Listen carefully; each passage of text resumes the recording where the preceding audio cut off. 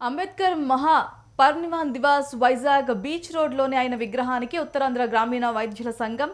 జై Bhim cultural welfare association నివాళులర్పించింది. ఆయన ఆశయాలకు అనుగుణంగా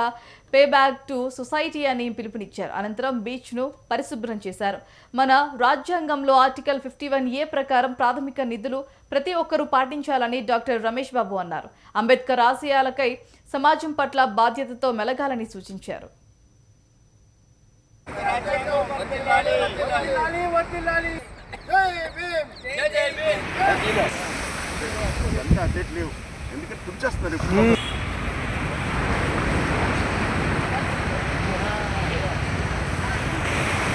సాంఘిక హక్కుల జైలు తెలియజేసుకుంటూ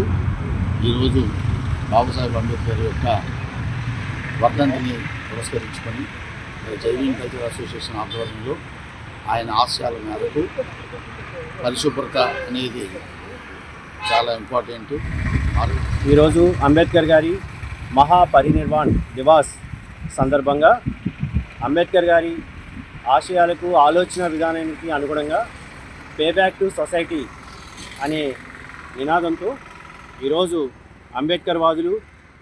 రాజ్యాంగ పరిరక్షకులు మరియు ప్రకృతి ప్రేమికులు మరియు సామాజిక సేవా కార్యకర్తలు చేసేవారు అందరూ కూడా ఈరోజు స్వచ్ఛందంగా ఆయన ఆ మహనీయుని వర్ధంతి సందర్భంగా సమాజానికి సేవ చేయాలన్న ఉద్దేశంతో ముందుగా ఇక్కడ బీచ్ రోడ్లో ఆర్కే బీచ్ రోడ్లో ఉన్నటువంటి అంబేద్కర్ గారి విగ్రహానికి పూలమాల వేసి, అలాగే ఎదురుగా ఉన్నటువంటి మన విశాఖ బీచ్ ఇది బ్లూ ఫ్లాగ్ కలిగి ఉంది. సో ఆర్టికల్ 51A మన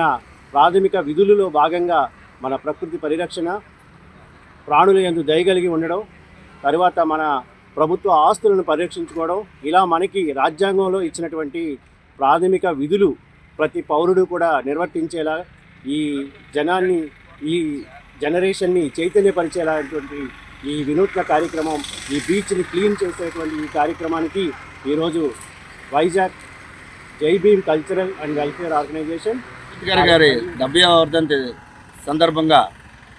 ఈరోజు ఈ విశాఖపట్నం ఆర్కే బీచ్ ఈ ప్రాంగణంలో బీచ్ రోడ్లో అంబేద్కర్ గారి విగ్రహం దగ్గర ఈ నివాళులన్నీ అర్పించడానికి మన ఉత్తరాంధ్ర సామాజిక గ్రామీణ వైద్యుల సంక్షేమ సంఘం, అలాగే మన అంబేద్కర్ గారి పే బ్యాక్ టు సొసైటీ అనే నినాదంపై ఇక్కడ మన డాక్టర్ గారు, మన లాయర్ గారు, ప్రెస్ వాళ్ళు, డాక్టర్లు అందరూ కూడా వచ్చి ఈ కార్యక్రమంలో పాల్గొనడానికి ఇచ్చేసినందుకు అందరికీ కూడా ధన్యవాదాలు తెలుపుకుంటూ